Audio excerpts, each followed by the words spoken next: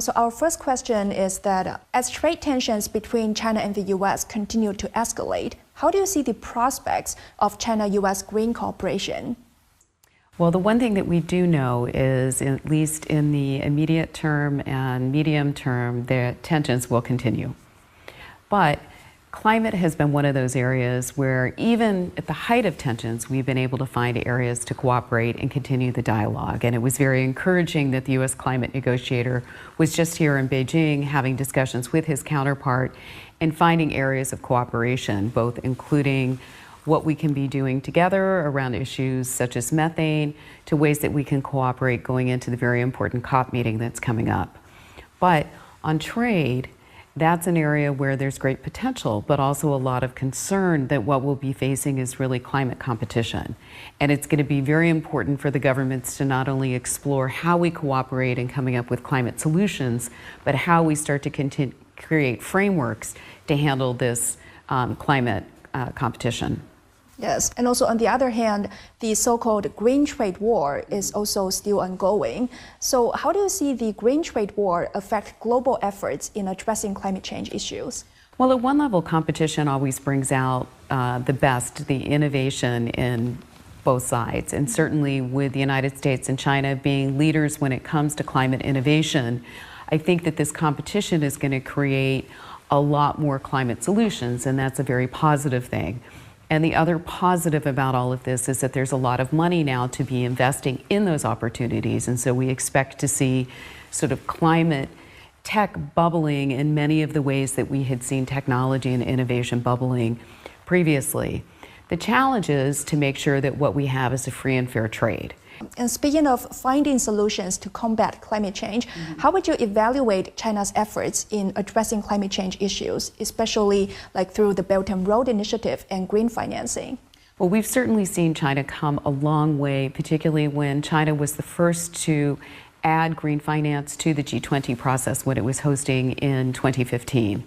And since that time, there's been a huge transformation where in those years when we talked about green finance, it often was relegated to the foundations and philanthropic opportunities. And now it's really a mainstream part of the system. And so as we've looked at where China was and where China is going, it's absolutely trending in the right direction. Have we seen a few issues and challenges? Certainly. There's been a little bit of backsliding when it comes to coal usage. Perhaps the carbon exchange hasn't moved as quickly as would be hoped in addressing and using the markets as a way to start to address some of the challenges, but it's going in the right direction. And when it comes to the Belt and Road, China is very well positioned to use its influence in ensuring, both through financing and the construction that it's doing, that the countries in which it's investing are adopting the best practices and standards as well. China took a really important step by making sure that it wasn't going to have or finance coal-fired power plants, which is a very important move internationally since it was the largest financer, but it can use its platforms through things like the AIIB, or since it's doing much of the construction along the Belt and Road, and making sure that it brings its standards and applies them in the countries where it's doing that construction and investment.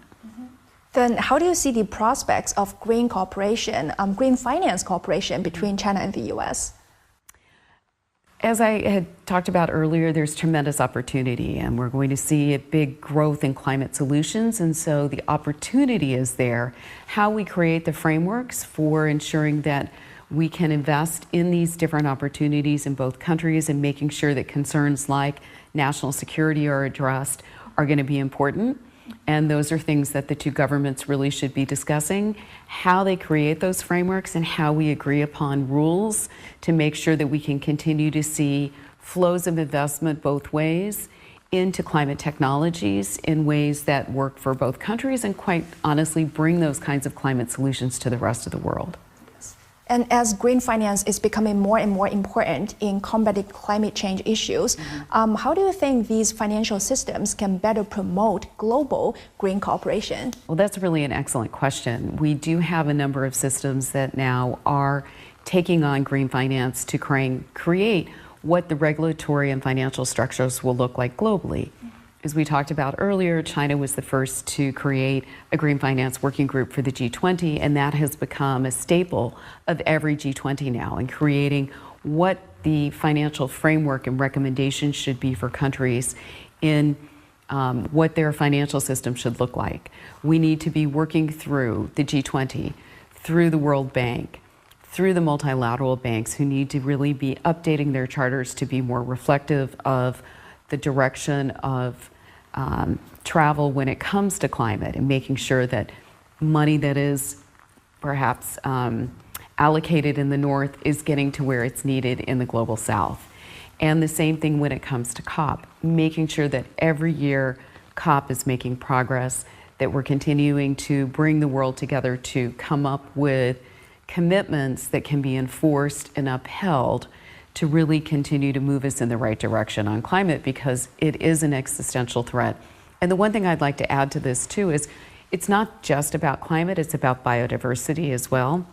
That we can't wait to address climate before we address biodiversity. China made a really important commitment when it was hosting CBD COP in terms of what the fund that it was setting up, but making sure that we are addressing some of the important challenges of how we are looking at creating asset classes out of whether it's birds or bees or bats and the things that are part of nature, to make sure that we don't consider them free goods, and that we're addressing this staggering loss in biodiversity at the same time that we're coming up with solutions around climate. Yes. Then how do you think these financial systems can help bridge the gap between developed and developing countries in addressing climate change issues? Well, certainly that's one of the big challenges that we're facing today. Many of the issues that are most immediate when it comes to biodiversity loss and climate are in the global South. So how do we get that last mile of there's plenty of money that's available, but getting it to the right people at the right time in the right place? So one of the important things that came out of COP28 was this commitment to the global South and the creation of an entity like Lehr, which was set up by the UAE government, which is a quasi-government organization, but to invest in private equity companies who have those kinds of solutions and networks in the global South. So for example, Altera invested in TPG, who has a very big Africa presence, and they're able to use those existing networks to quickly get funds to where they need to be, working on the platforms of these big private equity companies. Yes, and also what potential areas do you see between green cooperation between China and the US? Well, we were talking before about finding climate solutions, certainly working through the international institutions like COP, if we can come up with joint agreements and programs that help move COP forward, as we've seen from time to time, happened at Paris, it happened last year at COP28, hopefully it will happen around issues like methane going into COP29, and the Brazil COP30 is going to be a very important one. The two largest emitters really do need to work in those contexts to find solutions, because it brings the rest of the world along. We also need to be exploring climate solutions, and that's where the private sector really comes into it, and how, again, the governments can create the right atmosphere for the private sector to be working together in developing these kinds of solutions is going to be very important. And speaking of this, what role does the Paulson Institute play in boosting China-US cooperation? Well, this is an issue that Mr. Paulson cares tremendously about. He has spent a lot of his career focused on conservation issues, particularly around biodiversity. And the Paulson Institute came out a few years ago with one of the leading studies around financing nature. And it's something that we're working very hard on, how you can use markets to promote investment in nature. And that is an area where actually China has been very innovative. And I hope it's an area where we'll see much greater cooperation, not only between the United States and China, but globally. And also China just released a package of policies, incremental policies to boost its economy. How do you see this? Well, it's clearly part of an ongoing effort that's really needed. And the immediate issue, I think, is building confidence.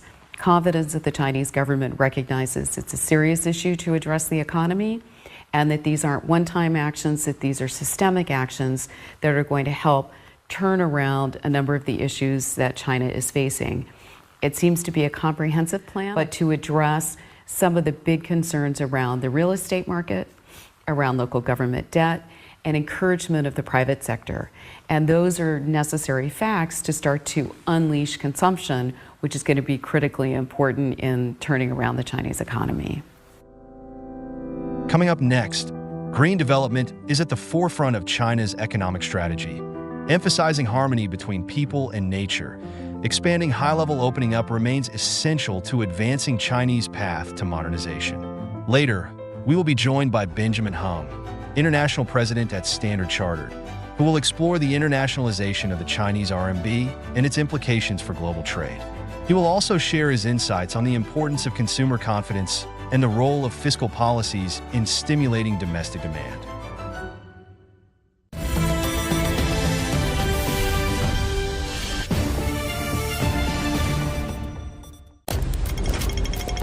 Here on Biztalk, we connect the dots, shedding light on the real stories behind the economic landscape. To better understand China's dynamism and the economies and rhythms of business, propelling new drivers of growth. China. Biztalk, your window into China and the global economy. Only on Biztalk.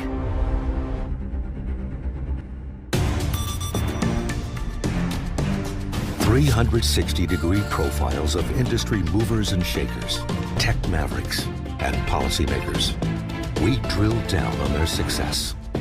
We ask how they set strategy and how they navigate in an increasingly competitive market. Real talk, real business. Join the conversation.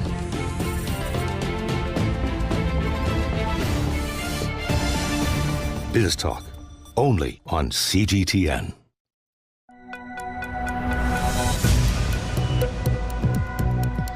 Each day, there are millions of stories. Each one can open new perspectives, new possibilities.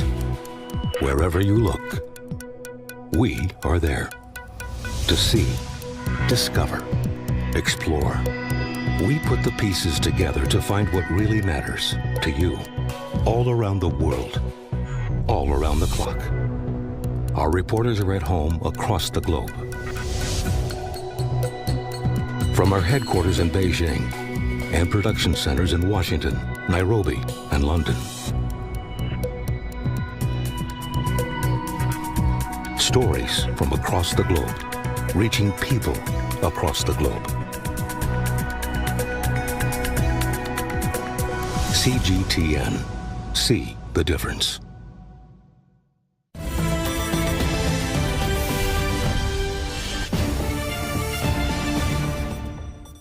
So Ben, as you were alluding to, consumption is and will be one of the major drivers for the Chinese economy going forward. Talk to us about how you see the state, the health of the Chinese consumer, and what it's going to take for domestic demand to rebound with a stronger momentum. I think consumers' balance sheet is actually quite strong, right? But the velocity of that balance sheet is very, very low. And that is a function of confidence and sentiment. Confidence and sentiment tend to be temporary. It's a moment in time. That's why if you have a strong balance sheet, the minute things start to improve, sentiment improves, confidence, outlook, etc., job, etc., that will start to power through. Fundamentally, I think this is one of the areas, I think consumption is one of the untapped engines that has yet to unleash its potential. Ben, let me get your take on the internationalization of the Chinese currency, because here at the Boon Summit, one of the former mayors of a very large Chinese city, he was saying that the RMB's international presence currently does not match up to the country's economic heft. But of course, RMB internationalization is still progressing. That means there's a lot of potential for the international usage of the Chinese currency. How do you see financial institutions adapting more to a multipolar currency world? I think the direction is clear. RMB's usage will be on the rise. If you think about the whole world of currency and the whole world of, I would say, economic growth, ultimately a currency will mirror the proportion of the economy's proportion to the world economy and trade, investment, etc., etc. And right now, the usage of RMB is below the proportionate weight of China's current contribution, right? So it's on the path of growth, but it will take time. It will take time. We internally have issued, that was almost like 10 plus years ago, an RGI index, a renminbi globalization index. We tracked that for the last, I think 12, 15 years now. And recently we have seen continuous rise in the usage. Now, because of RMB being, the rates are being low, we're seeing a greater usage of that through the lending side, through the bond issuing side. That's very active, okay? And as we see globally, we're seeing an increase in intra-Asian flows into the trade and connectivity. That intra-Asia block, that block's propensity to use RMB will go up. So it's a matter of direction. Right now, it's probably either the fourth or the fifth most used currency. It's still what, 3, 4, 5% in that range of usage. I think it's going to go steadily. Let me ask you about productivity, Ben, because both at the global and national level, where we see stagnating or slower productivity growth for not just advanced economies, but for emerging markets and developing economies as well. Of course, that has growth and development implications. China has talked about developing what's called new quality productive forces, the aim of which is to increase productivity as well. So what's your perspective on how do we really unleash new quality productive forces? I think it's actually fundamentally a good thing, right? As China moves from what used to be a quantity-led growth model towards a more quality-led model, from using a huge amount of manufacturing to move more innovative, advanced, I would say, type of usage of technology. And all these should directionally improve productivity. This will take time. Investment in technology, I mean, the whole world, one of the biggest investments is in AI, for example. Early days. Has AI reached a level of usage and applicability and universality? Not yet, right? So these things will take time. But I fundamentally think that China's move towards the high quality end, and not just in products, and it's also in services, to move towards more around the green, sustainable, and some of the areas including advanced manufacturing, EVs, AIs, logistics. These are all very, very positive development as China looks into moving from a middle income and move towards a higher income country and economy, using that lever of innovation, moving towards high quality production is the pathway to go. And as productivity increases, that will also increase incomes and wealth as well. So Standard Chartered views Asia's wealth creation, that's going to outpace the rest of the world. So what's driving that wealth creation here in Asia? I think this will be a structural trend for Asia. First, Asians' economy are growing faster than the rest of the world. It's growing at around 2x of the West, minimally, for the foreseeable 5-10 years. On top of that, many of the Asian economies are moving from what they used to be a more of a lower income bracket towards a middle income bracket. When they move towards a middle income bracket, the wealth accumulation grows exponentially. And that's where the creation is, if anything, going to accelerate. And whether you are in Southeast Asia, in China, in India, doesn't matter, all these are in search of wealth solutions, okay? So we think this is a structural trend, and what we have also is developing very few core centers of wealth markets, which is in Hong Kong, Singapore, Dubai, London, which are conduits to have all these feeder of wealth markets feeding into solution needs, right? So we do have that thought process in play, and we're seeing very, very good traction. And how do you see the growth potential of the wealth management market on the Chinese mainland and in Hong Kong? That will be a very, very phenomenal trend that is only at the beginning phase of it. Okay, because I think mainland wealth creation over the last 10, 15 years have been phenomenal.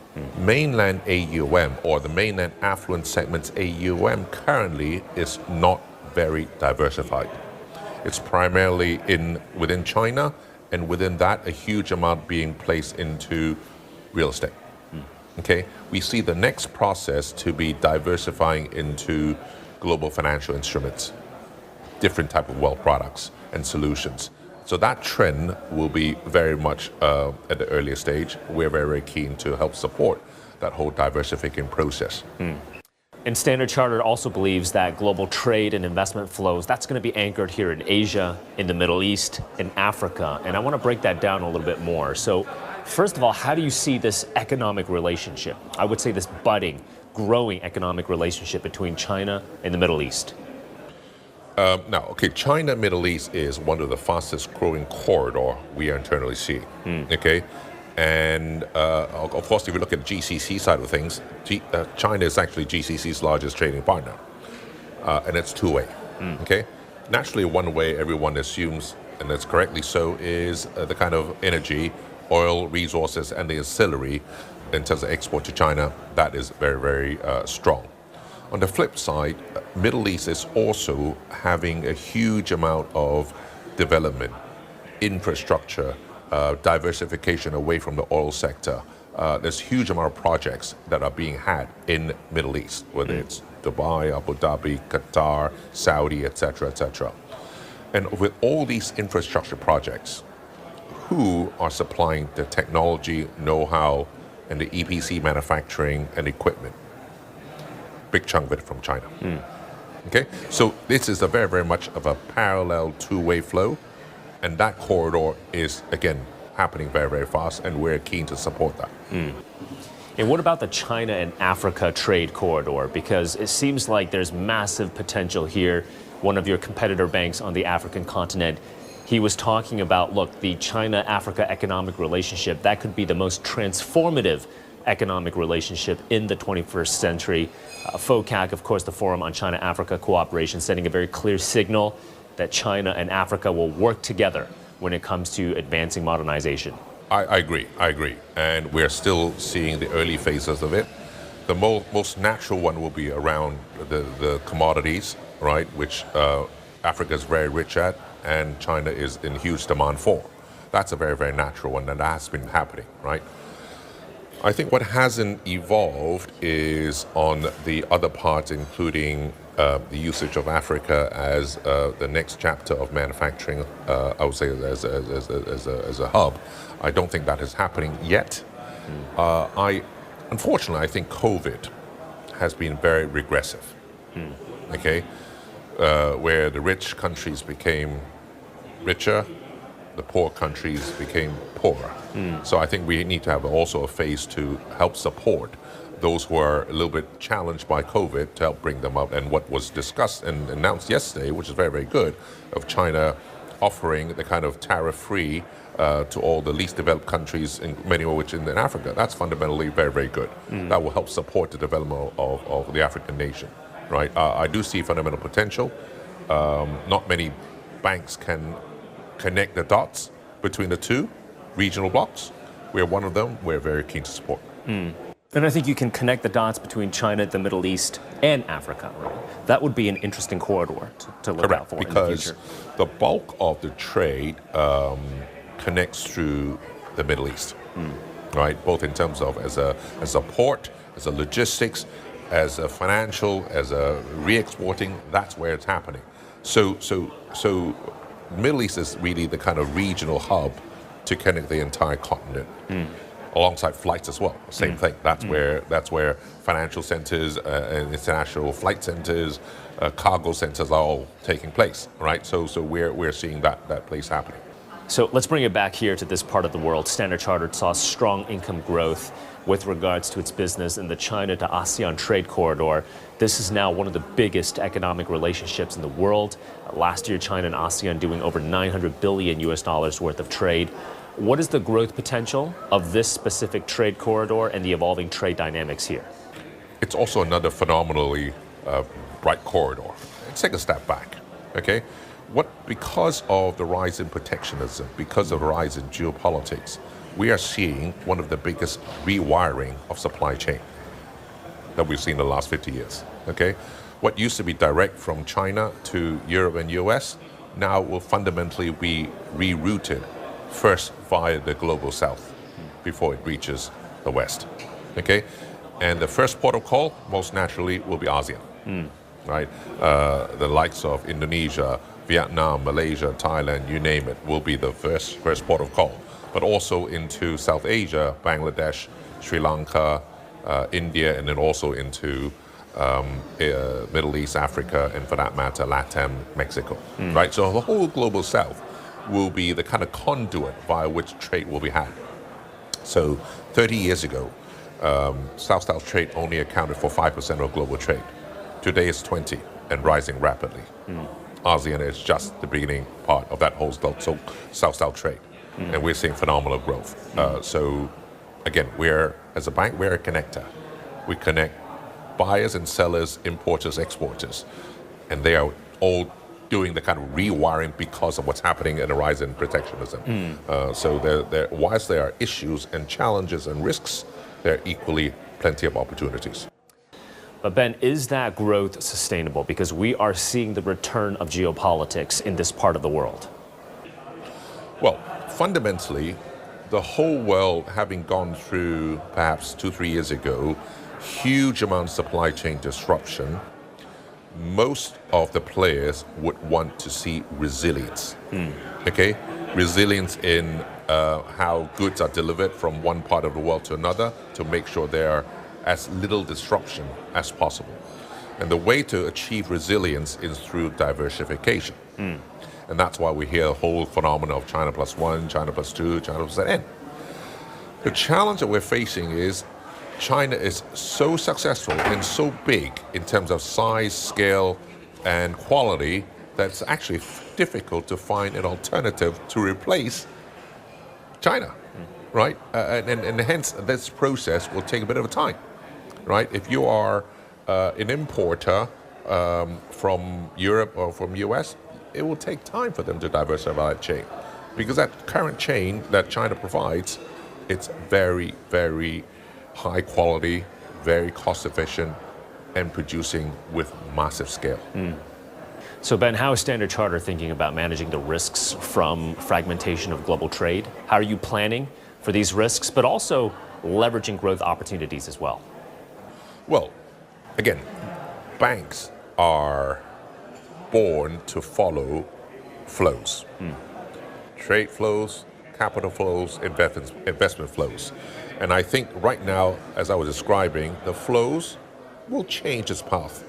Trade will still be there. It's just the way trade is taking place will take place in a slightly different way. We will have to support our clients to do that kind of rethinking, reconfiguration, how to help them to achieve that kind of resilience that the whole world is really looking for. All right, Ben, thank you so much for your time. Okay, thank you.